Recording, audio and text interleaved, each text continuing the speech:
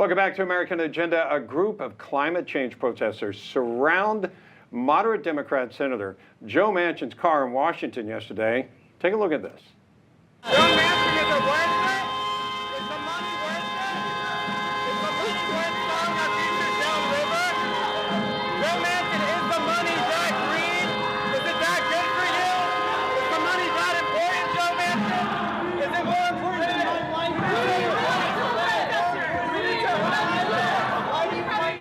This is a senator, folks, who's trying to represent his state of West Virginia, where they voted 69-29 for President Trump. These are a conservative state. He doesn't want to spend this money that we don't have. These protesters, and also, Heather, we saw Kristen Sinema chased into the ladies' room. Right. This is crazy stuff. I think either one of them, this will just make both of them double down on you know. Yeah, let's bring our panel back and talk about this. John Burnett, I'll start with you. This seems like craziness. Do you think that makes Senator Manchin just more steely in his approach?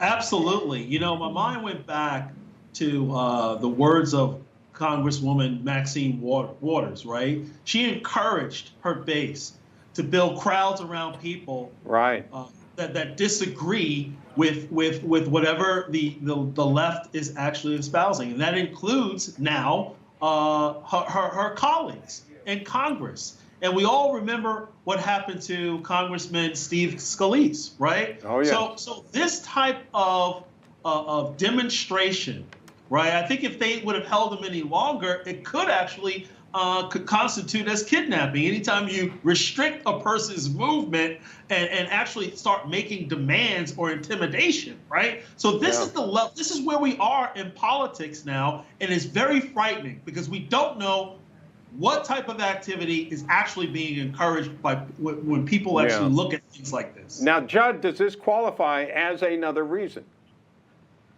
Yeah, absolutely. He's referencing my book, 13 and a Half Reasons Why. Thank you, Bob. Look, it's definitely another reason that we have to actually, intimidate the other side in order to pass legislation, right? But as far as Manchin's mixed up with climate Tifa, I'm so grateful we live in a world where our climate science now comes from the most credentialed sources, which is weed-smoking millennials. I couldn't help but notice these kids were wearing fossil fuel clothing, so maybe they should taste themselves. But on the greater, more important issue, let's talk about what Manchin actually represents in 2021.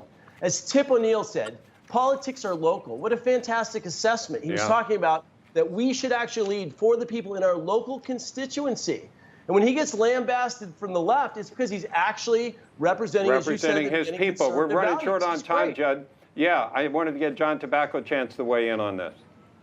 You know, look, I've been saying for months, thank God Joe Manchin is technically the president. And many people in this country are not going to realize for many years to come what a great heroic service he's done to the country for sticking up to his own party and making sure there is some bipartisanship. And I'll just say this, Bob, 50, 60, 70 men are still in jail from January 6th for trespassing and parading. But you can go out and intimidate, harass, and potentially kidnap a senator, and nothing happens. So it just shows you these leftists, they're tone deaf, and there's two sets of rules. Heather, we know that Manchin has stood by his position, but that can always change, right? Right, it could always change. And regardless, with the Build Back Better plan, if they do vote for it or they do debate it, it still has to pass the Senate and go through those folks. So you just watched Newsmax TV, America's fastest growing cable news channel, now in more than 70 million homes. You can get Newsmax TV on your cable system or check your cable guide.